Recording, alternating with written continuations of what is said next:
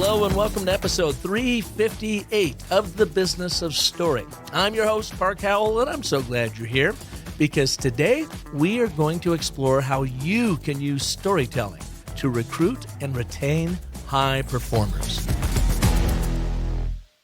If you're a recruiter, hiring manager, or a CEO of a small company that is doing the hiring for your own firm, how do you know your prospect isn't lying to you, creating fiction about their background and experience? Today's guest will help you avoid this hiring blunder.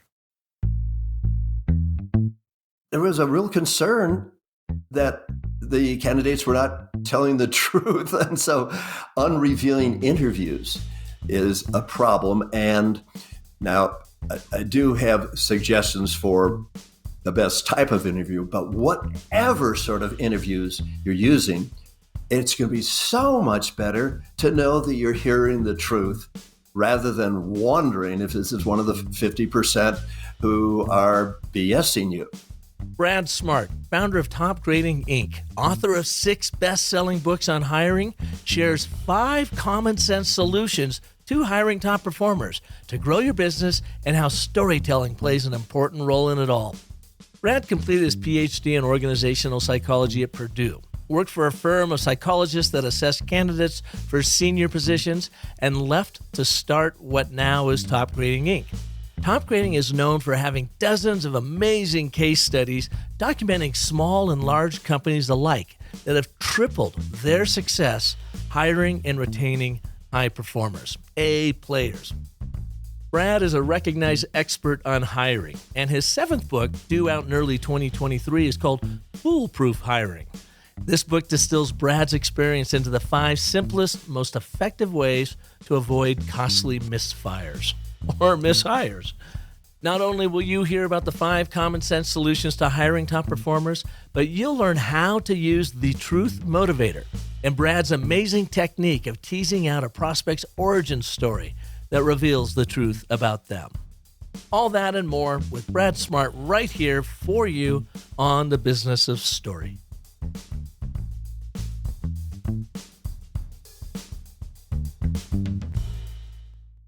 Brad, welcome to the show. Well, it's nice to be here, Park. I was looking forward to it. It was a delight meeting you about a month ago. We were both at a breakfast meeting gathering for Arizona Growth Advisors run by Rick Johnson and John Cosgrove. And I've been working with all of those leaders all April. It seems like we've been doing lots of workshops, and you and I happened to be sitting next to each other, got quickly acquainted, and I was fascinated by the work you do in hiring there at Topgrading and some of your amazing stories. So it's so great to have you here to share some of those thoughts with our listeners. How did you get into the hiring business? Well, I was a freshman in college and knew I wanted a business career. Business 101 was kind of boring, but Psych 101 was more interesting.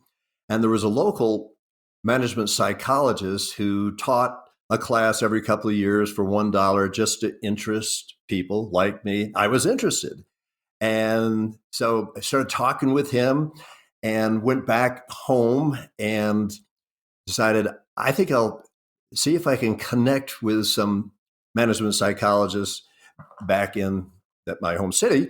And I did, met some, and they kind of took me under their wing and said, yeah, if you want to do what we do as psychologists and interview candidates for senior management positions, you need to have a master's and a PhD in psychology, okay? And we'll help you get summer jobs. So that was even in undergraduate years. And then the graduate years, they did all that, which sounds wonderful.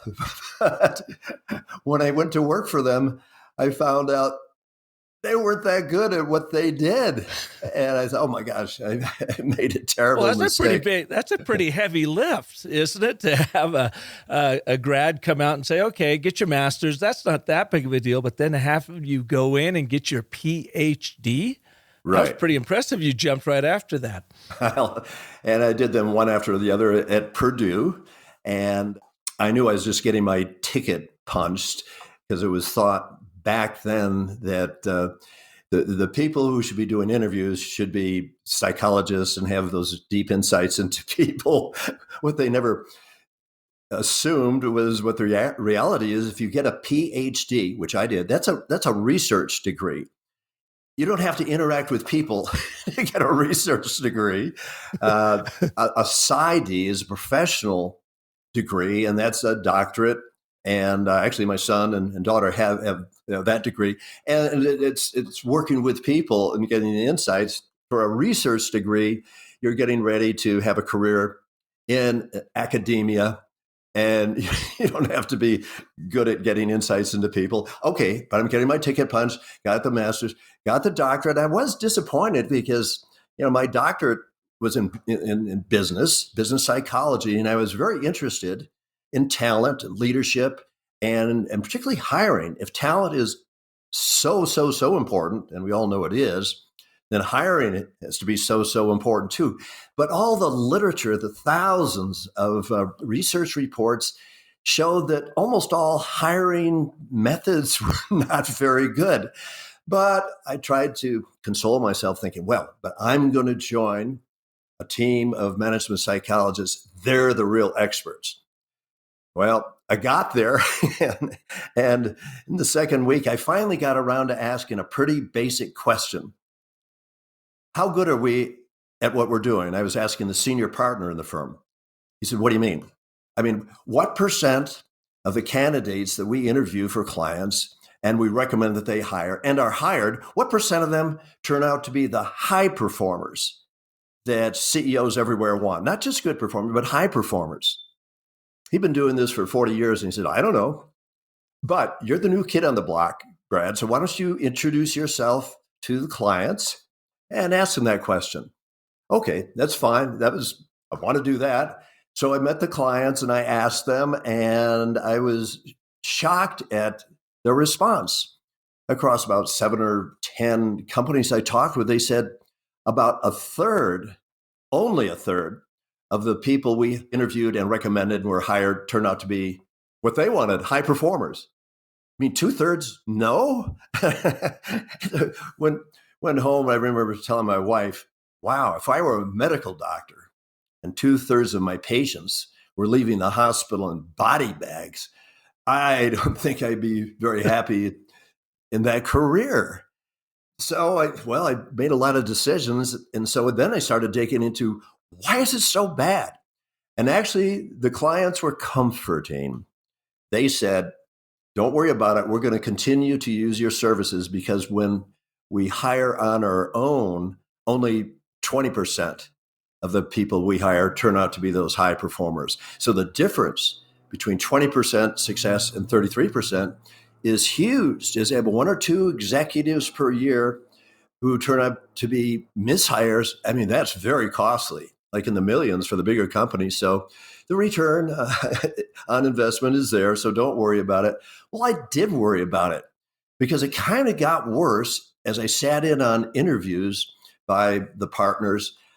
I thought they were kind of Mickey Mouse interviews. They're an hour long, maybe an hour and a half, and kind of walk through the resume and maybe ask some specific questions. Of greatest concern was I quickly learned that half of resumes have significant lies in them. Half, yes, like claiming to have gotten a degree at a college and you didn't get it, that sort of thing.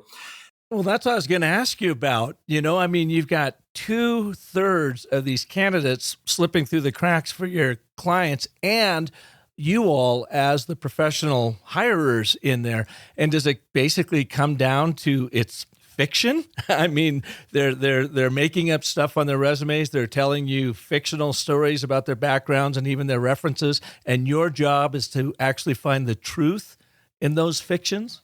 Right. So it was sort of, yes, tricking them somehow into telling the truth. And that's for like half of the candidates out there. I didn't think I was very good at it. Now, I'm Dr. Brad Smart, expert in hiring, but I'd never conducted an interview. So my very first interview turned out to be good in some respects, but bad in other respects, right? So All right, my first interview. Actually, I sat in on that senior partner's interview. After an hour and about 15 minutes, he said, I'm through. And now they had lots of tests to be administered. But the partner said, Brad, do you have any additional questions? And I said, I really do. Could you come back after lunch? Fortunately, this guy was really sharp. It's a second level marketing position for a big insurance company. And I had a little cubbyhole for an office. We sat in there and I apologized to him. I said, you're my first interviewee. And I've been thinking for the past few weeks since I joined the name of the company, what will I do for an interview? And the best I've come up with is something like an interview a clinical psychologist would have. I want to go through your background, your upbringing, education, and then questions about all your jobs, if you don't mind. And he said, no, I don't mind. So that was the first top grading interview. And the walk down memory lane for this interview turned out to be very revealing for me, but very much fun for him, because I learned about every job, successes and failures and mistakes, and how the person grew from job to job, how mistakes were overcome and they learn. And so progressing through the career was like reading the life story of this person is really fascinating, interesting. And I didn't have any sense that he was BSing me. All right. And so I wrote a report, and my first report, and it was 12 pages long. So I went in with my report to the senior partner. I said, do you want to see this before we send it to the client? And he said, no, Brad, this is a test. You send it to the CEO and head of human resources, and we'll see how they like it. Uh-oh. Okay. 2 days later, he calls me into his office, and he didn't sound happy. Brad, get in here. What? Uh-oh. So he sat down, and he said, well, there's good news and bad news. Which do you want? I said, bad news from who's point? Never mind. Just what's the bad news? He said, the client says that my report was crap compared to yours. Honest to God, that verbatim. That sounds like good news in a way, right? They like so your report. Boss's report was crap compared to you. Yes. You being the newbie on the scene. Yeah. Okay. So what's wrong with that? And he said, here's what's wrong. We're paying you at a rate, assuming you do 4 interviews and 4 reports every day. If you're just going to do 1 interview, 1 report, that's not good. And secondly, if you have that long interview and long report, you're going to make all of the rest of us look bad. Oh, well, so life progressed, and I never changed. The word got out in the city that I did very thorough interviews. I still didn't have all of the secrets to overcoming the major problems in hiring, but at least it was thorough, very thorough. And they started reporting after a few months, they were pretty sure they're hiring a higher percentage of high performers. Well, that's good. And here I am right out of school, but I was pushing back and I said, they're saying the return on investment is sky high. Why don't the rest of you do what I'm doing? Fewer interviews, longer reports, and we'll charge more. Oh, we can't do that. Well, you could do that, but flash forward decades. The reason I'm not mentioning them, they're still doing what they did way back then with the tests. And I had 11 courses and tests in my doctoral program, and I knew they were not very good in hiring situations because they're so easily faked. And now people can just go online and they can take the test and they can even see the answer key and so forth. So I went off on my own. And during the time with that firm, though, I was really focusing on what are the hiring problems? Why is it so bad? You can't just say it's, because human beings are different than widgets or software and so forth. And so I looked to find solutions to the big problems and think I did, and then went off on my own. Well, what you had said earlier, I thought was kind of funny. You have to trick them into telling you the truth. where they are trying to trick you in telling you fiction about their background, whatever. The puffer fish. I mean, and I get that. We all, I suppose, have gone through that at some point. We want to put our best foot forward, and sometimes that is maybe exaggerating our abilities a little bit. Fake it till you make it, and whatever. But you've got to trick them into telling the truth. Is that what your truth motivator is? Let's talk a little bit about that, because I saw that come across my desk and I thought, what is the truth motivator? The truth motivator. It used to be called the torque technique, TORC, threat of reference check. And this is the threat of being found out, huh? Yes, but with A players, with high performers, they're not lying. To them, it's a promise of confirming everything they've said. So it's so simple, and yet, you know what? Over all these years, darn close to 50 years, no other hiring method has copied it. It's not patented. And I can tell the listeners of this podcast what it is. It's incredibly simple and incredibly powerful. Made all the difference in the world from my feeling very uncomfortable. I'm not comfortable trying to trick them, and are trying to trick me if they're not a high performer. And here's what it was. I interviewed a guy who's really sharp, and going through his career in job after job, he significantly improved the percent high performers reporting to him. He put together 8 teams. And so I asked him, what's your secret? How did you do it? And I thought he was going to say, well, when I changed jobs, I took my A players with me, which of course happens all the time. But this is different. He said, I just let candidates know right out of the starting gate that a final step in hiring, they have to arrange reference calls with the managers they've reported to. Now, of course, this is only when they're very comfortable, when there's an offer on the table and they're willing to do it. And he said, they'll do it. Really? And so I questioned that. I said, but wait a minute. Back then, just as today, Park, most companies have policies prohibiting managers from taking reference calls for fear of lawsuits. So the attorneys say, no, don't take reference calls. Just send them to human resources. They'll just confirm the dates and titles. Because if we say something negative about someone in a reference call and they hear that we said that, they might sue us. They might sue the manager, might sue the company. It's going to be a nightmare. Well, this has turned out not to be a nightmare, because high performers get their bosses to talk. And they're not afraid of any lawsuit. And there's never been one in a half a century. Never been one. Okay. So this works. So I pass this on to clients. How about this? How about you tell the recruiters that you use that they have to tell anyone they're going to present as a candidate that final step in hiring, they have to arrange reference calls with managers they've reported to. Man, I'll tell you, just overnight, my life changed for the better. I was only talking to honest people. These are not the BSers. All right. And they're telling the truth. And I learned more than any of the listeners in this podcast. You'll learn more in something like the Topgrading interview in just a couple or 3 hours than you know about your next door neighbors you've known for decades. So it suddenly became fun, interesting, revealing. And the cool thing is, instead of hiding weaker points and mistakes and failures, they're very open about admitting them. Yes, boy, that was a mistake, but how they fixed it, and they learned and grew, and they maximize their strengths and they minimize their weaker points. And when it gets to, would you arrange reference calls with your bosses? Sure, I'll be happy to. Right? And they do that.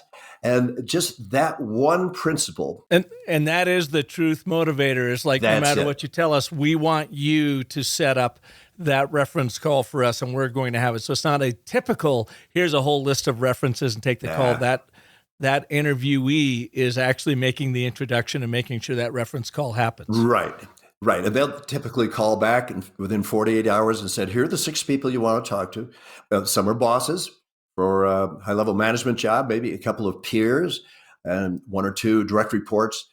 They hear their cell numbers, and when they'll talk, usually it's after 7 o'clock in their time zone, and it's very smooth. So just that solves several problems. One huge problem, any manager who's listening to this podcast knows, they have been fooled. They have been BS. They have mishired people who did not reveal the weaker points that might have taken them down from an A player to a C player, from a good hire to a better. Do you have an example of that? Oh, there are literally millions of them. Every client who embraces top grading measures what percent of the people hired turn out to be high performers.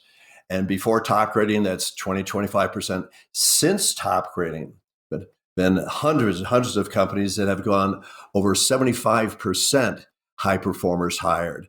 And they're very rigorous about measuring this. And we have many, many small companies that we serve, but some very large companies have embraced it.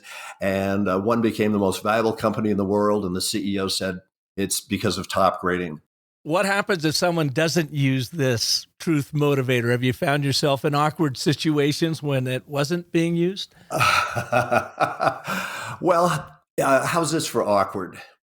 A client should have told the recruiter of maybe the most important position in the company. This is the head of operations for a large wholesaler.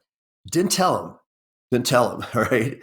And so I was using the chairman CEO's office and meet this candidate for the head of all operations. I mean, this is all the warehouses. This is a really important job, right? And I said, just to be sure you know, we use a process in the company where finalists like you, before actually being hired, will arrange for calls with the managers they've reported to. And he said, oh, shit. Oh, shit? He said, yes. I only intended to be here for a few weeks. I'm running from the mafia in Las Vegas, and really nothing in my resume is the truth. All right. And then they should wrestle the outer office, and a guy comes bursting in with a cowboy hat. He has twin 45s, and I'm using the chairman's desk. So he looks right at me and said, I'm going to effing kill you. All right. That's a memorable. And then he paused, and then he said, are you Barney? And it was a nervous laugh, I'm sure. I started laughing. You don't even know if I'm Barney. You're gonna shoot me, but you don't know who I am. Meanwhile, Mr. Las Vegas happens to be an expert in martial arts. He leaps for this guy who goes for the guns but doesn't get him. Las Vegas took him down and tied his belt around, called the police. Police took him away. And what had happened, I told you the chairman's name is Barney. He's Jewish. And this guy hated Jews. And he'd been in a warehouse, and he was fired for getting into fights in the warehouse. Barney never even heard of him. He didn't know anything about this guy. And the guy was just crazy. So the judge ordered him to see a psychiatrist who illegally called the three of us. And he said it's assault, essentially, potentially for all three of you. He looked at me and said he's going to kill me. He intended to kill Barney. And he went for Las Vegas. He went for his guns. And he said, this guy is psychotic, and you could put him away for probably 2 or 3 years, but then he gets out and he might come after you. He figured the three of you were out to get him. He's psychotic. So none of us pressed charges, but that's a situation, yes, in using the truth motivator, theoretically, possibly, Park, I'm alive today because the client had not informed the recruiter to tell candidates about the truth motivator. Nice to know up top to kind of filter them out a little bit, huh? Yeah, right. No, it works. And as I said, we just know high performers are enthusiastic about arranging those calls. And there was a PhD dissertation on top grading, Georgia State, by Dr. Michael Lawrence. And he found that 2/3 of top grading companies, they they had given up on reference checks anyway, because people will give their next door neighbor and their golf buddies and their priests and so forth, and they're all puffery, but no, with this, when the candidate arranges the calls, that is certain that they're going to be honest with you in the interviews, that the resume is a truth for interview, and they will get their bosses to talk, because those bosses are not worried about any lawsuit or anything like that. And then to have the verification of everything candidates told you, it's fantastic. It's very worthwhile. And the reference calls also provide some additional color commentary on how to best work with the candidates. It's just one more step from dishonesty, lack of thoroughness, and no honest verification, to honesty, thoroughness, and the very best verification you could ever hope for. And that's to talk the bosses candidates reported to. So as simple as that little technique is, the truth motivator, well, use it and never regret that. Brad, you've written 6 best-selling books on the subject of hiring. You've got your seventh coming out in beginning of 2023. In it, you talk about 5 simplest, most effective ways to avoid costly mishires. Can we go through those quickly so that our listeners can go, check the boxes as they go down the 5 simplest ways and see if they could apply them immediately in their world? Yep, kind of already heard 3. And the gentle way to say is, one of the reasons you've had so many mishires, and by the way, across tens of thousands of leaders everywhere, from their perspective, about half the people they hire turn out to be disappointments. Not that they're bad, that's only about 25%, but they're not what they want. You get fooled. And so the reason you get fooled is that candidates think they can get away with BSing you. They're not going to be busted because you're not going to be able to talk to their bosses. Ha, ha, ha. All right. So the truth motivator solves that problem. A second related problem is verification. You can't talk with bosses. Well, with Topgrading, you do get to talk with bosses, and with no phone tag, because candidates arrange that. And then, so from lousy or zero verification to the best verification, that's problem 2. All right. In between is unrevealing interviews. That's what I mentioned to you earlier when I sat in on my first interview, and actually I did about 10 or 12 of them, sitting in on interviews by the psychologists. There was a real concern that the candidates were not telling the truth. And so unrevealing interviews is a problem. And now I do have suggestions for the best type of interview, but whatever sort of interviews you're using, it's going to be so much better to know that you're hearing the truth, rather than wondering if this is one of the 50% who are BSing you. So do you have steps that people take to do revealing interviews versus unrevealing interviews? Yeah. And yes, this interviewing is the most difficult part of Topgrading. It is very difficult.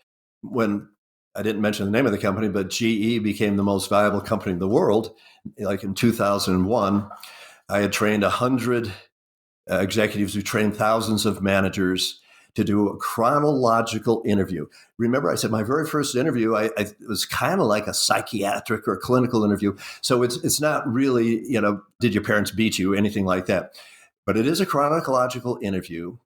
And the only question about early years, as to age 18, we've simplified to say this. Now, this is to someone who knows they're going to go through a very thorough chronological interview. They know they're going to eventually have to arrange calls with the bosses. So the typical opening is, thanks for your time. I guess you blocked out the morning. And you've heard about the Topgrading interview, which is chronological. So I'd like to start chronologically. Start with the first 18 or so years of your life. Who were major influences back then? I think parents or teachers or coaches. And in what specific ways were they influential in terms of how you've developed your personality or your values or your business interests? So make it job related, or your business interests. And I Park, I have done 6,500 in-depth interviews. And for every one of those reports, I start with how those first 18 years has hardwired this person. And a lot of times it's very beneficial ways, work hard, be honest, and so forth. But a lot of times there's some demons there that have continued since those early years, and it's very helpful to know what they are because they manifest themselves in job 1, job 2, job 3, job 4, job 5. All right. So, but that's all. It's not spending an hour asking about potty training, for God's sake. Yeah, but what you're doing here, Brad, though, is you're really asking about their origin story. Yes. And you know, and so yeah, how did they develop their beliefs? And even with you mentioning that question, I started thinking in my own origin story, like, okay, what would my answer be here and there?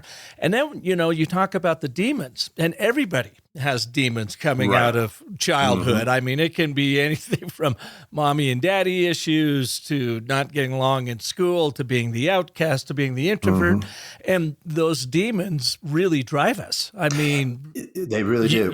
So the most successful people, it seems like to me, at least when you're watching the documentaries on iTunes or Twitter, I'm sorry, on Netflix or Amazon, these most successful people have these horrible demons that they are running from, but that's what drives them to success. And I imagine it's pretty important to figure out which demons are motivating a candidate.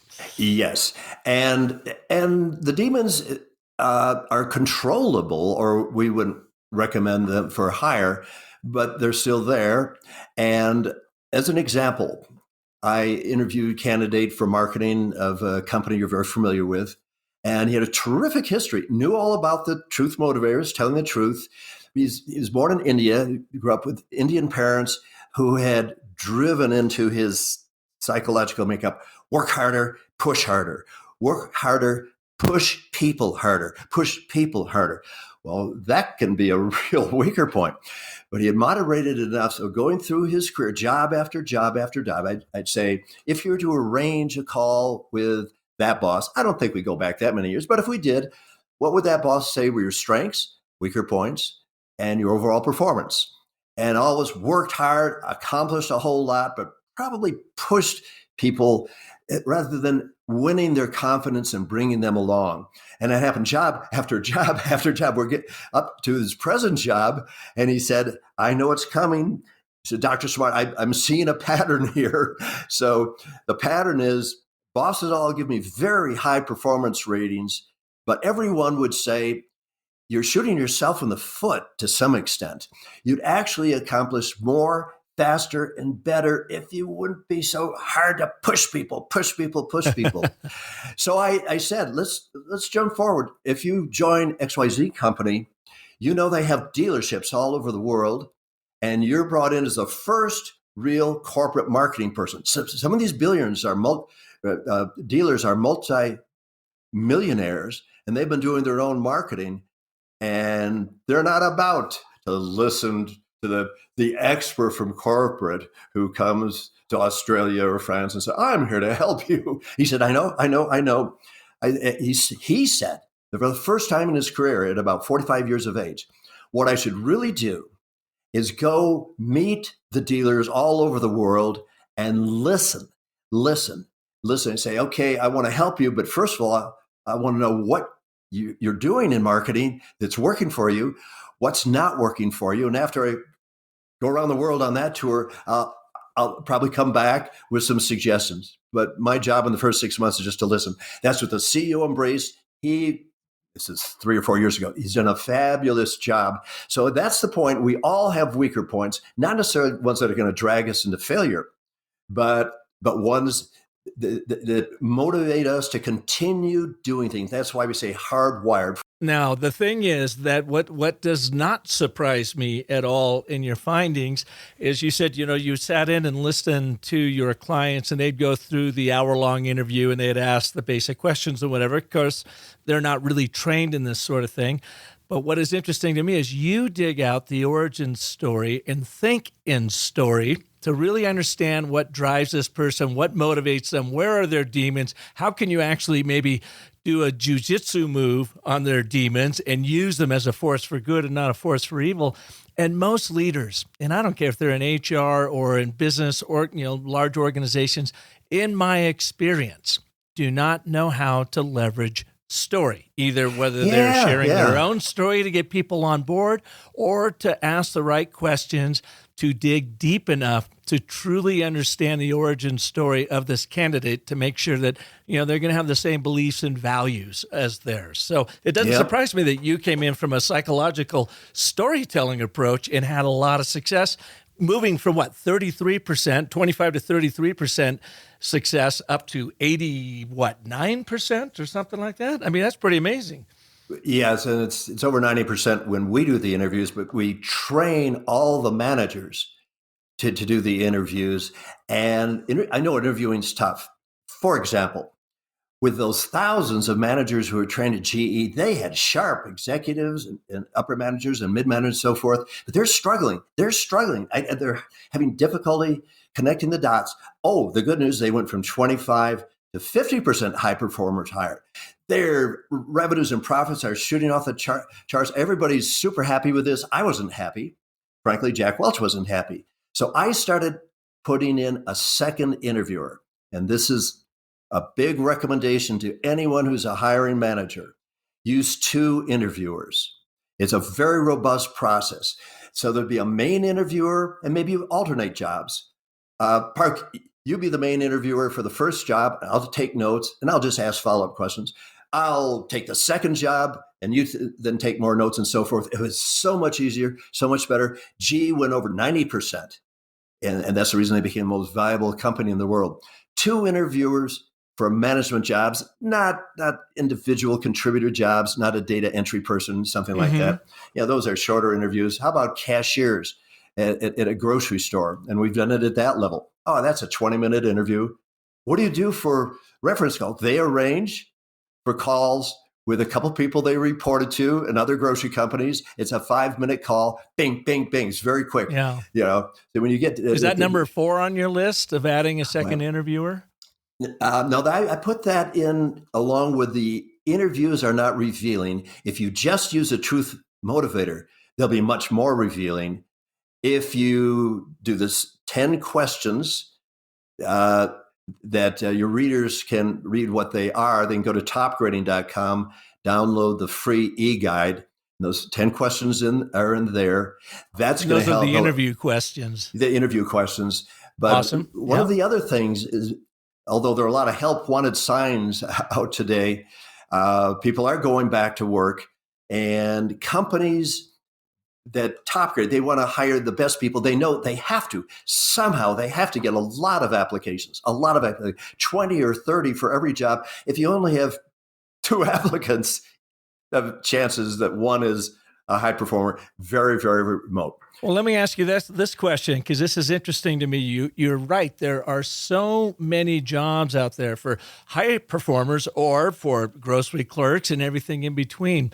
Our son is up in Las Vegas. In fact, his name is Cade. He's producing this show for me right now, so he's going to hear this. Hi, Cade. And he is looking for an audiovisual job up in Vegas. He is a graduate of the Conservatory of Recording Arts and Sciences, worked in studios up there and whatever. And so I said, check out Indeed. And he went, and he's I don't know, he's thrown out a dozen resumes, maybe as many as 20 now, applications on there. And a couple weeks have gone by, and he's very well qualified, but he has gotten 0 response, which sort of surprised me because there are so many audio-visual jobs up there and everyone seems like they're screaming for talent that it doesn't make sense to me that he hasn't at least heard from one place. Yeah, I got a suggestion for him. But first, the company standpoint, I'm telling you what the dates are. It's 50 years later. Hiring is bad today, frankly, except for top hiring companies, as it was 50 years ago.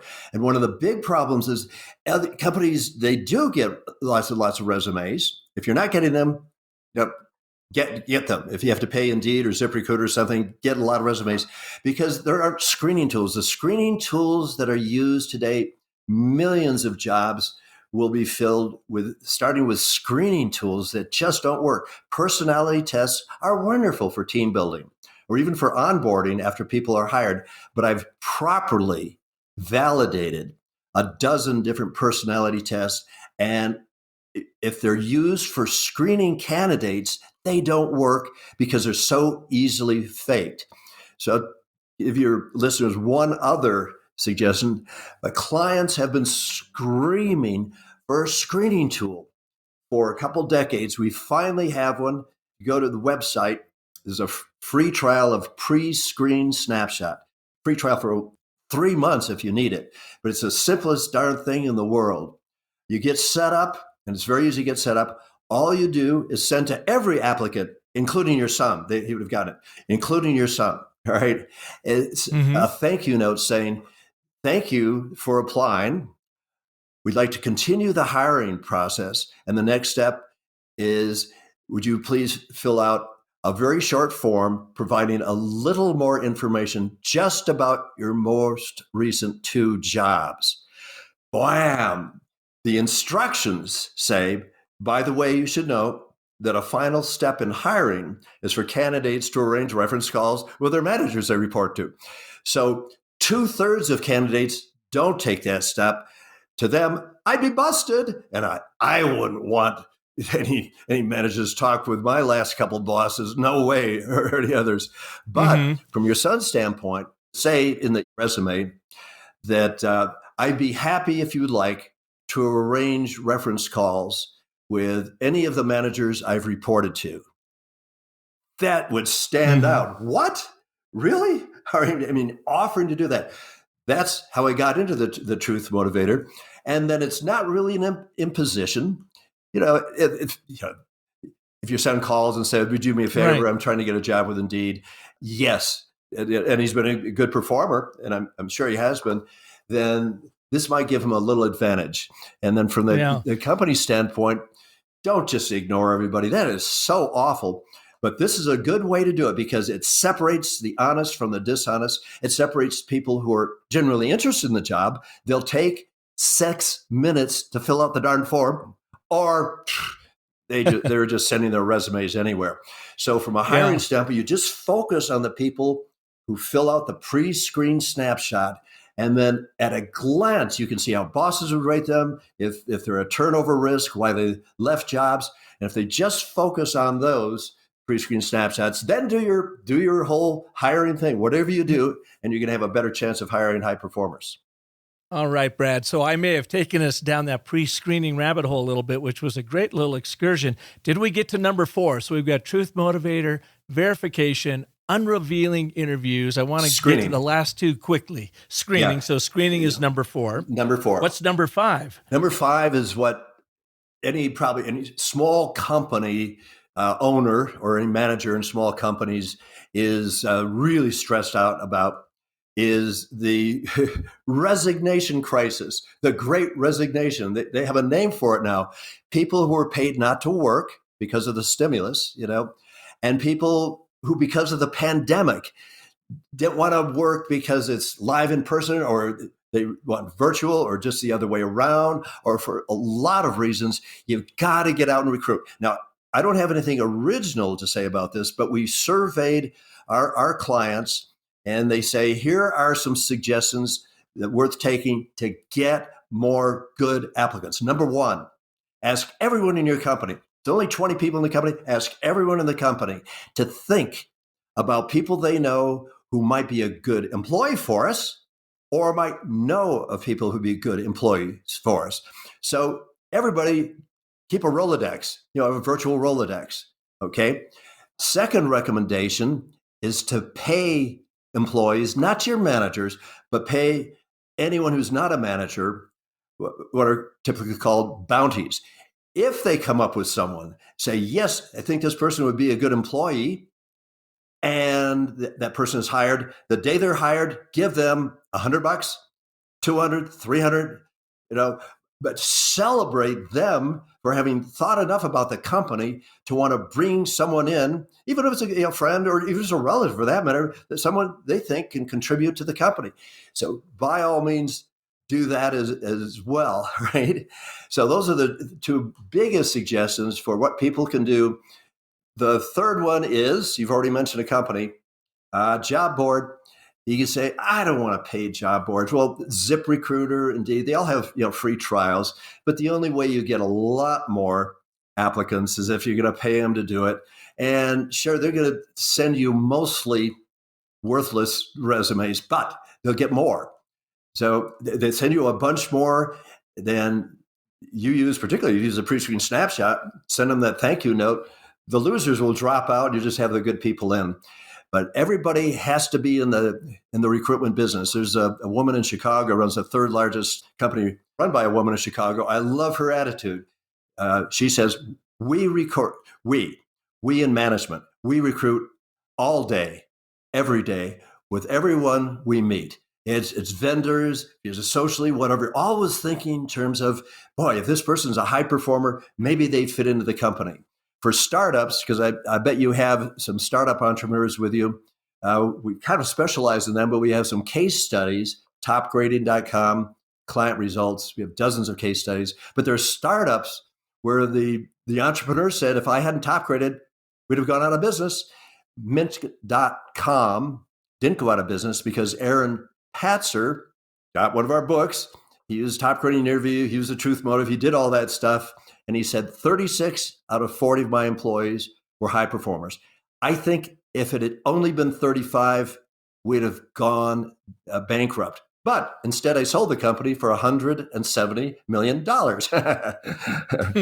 Yeah. Nice ROI, yeah. Yeah, no kidding. Of the job boards out there, you've got Indeed, you've got ZipRecruiters. Are there other ones that you recommend? Those are the big ones. If you get a ZipRecruiter, they connect you with 100 job boards.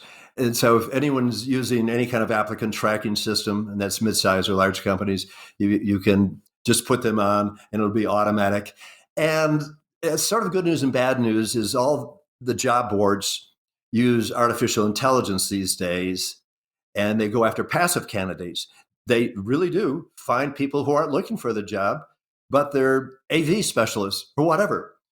The bad news is that if someone puts on their resume that they're president of the audiovisual club in high school, the AI will recognize them and they'll get the application. Yeah. And maybe they have no interest in audiovisual. That was just in high school. Yeah. Is there a trick to working through those AI filters on job boards? Think of study the company. When people are putting their best foot forward, I mean, that's normal, natural, and it's absolutely legitimate to go online, to go to their website and see what they're emphasizing. And if you see their values, all right, their values, their mission, have something in the resume around that for sure. But you can also go to Vault, and there are a number of apps these days where you can see what the organization culture is like in the company. And these are anonymous. And anyone who's running a company these days should be very tuned into building a positive organization culture. I saw a statistic last week that is shocking and it's negative. And with this great resignation, with all these people, millions refusing to go to work or quitting, the ones that are quitting, 78% say their boss was a jerk. Whoa. Maybe the pandemic brought out jerky qualities, but there's a big message in there for anyone in an executive position. You had better top grade, and you better check out if the person is going to fit with your culture the way you want that culture to be. So I hope those are a couple of useful suggestions. Well, Brad, this has been absolutely useful, the whole 50 minutes here. I mean, really fascinating look into storytelling to land, recruit, land, retained those high performers. And it sounds like you really got it dialed in. I so love the fact that, at least from my perspective, it is story-based. It's like, What is the story going on with this person? The soft skill of storytelling plays a very significant role to land these high performers. And I just really appreciate you taking the time being here. Well, you're very welcome. We're using it every day, by the way. We're searching for a couple more executives. And you've heard the passion that I have for helping companies pack all their teams with A players. but I hadn't mentioned it. I'll mention it right now. The biggest satisfaction is individuals who go through their management life with 25% high performers. When they switch it, it doesn't have to be 100 or 90%. If they just take it to 75% high performers, their career is more successful, they're happier in life. And so our mission is hopefully to have millions of people out there who are hiring people have better lives. And we only want to hire people who share that passion. So we're using the storytelling all the time. And thank you all for listening to this edition of The Business of Story. If you liked what you heard, or you were in the throes of hiring right now, and maybe you're making some of those mistakes that we all make because you don't have a professional on your team like Brad, check out topgrading.com and see what he's all about there, and he can be a great help to you. Or share this episode with them too, because he shared a whole ton of great information with you here. If I can be of service to you, come on over to The Business of Story. We're here 24/7 with tools, tips, techniques, and talent just like Brad to help you craft and tell compelling stories that sell. And until next week, remember that the most potent story you'll ever tell is the story you tell yourself. So make it a great one. Thanks so much for listening.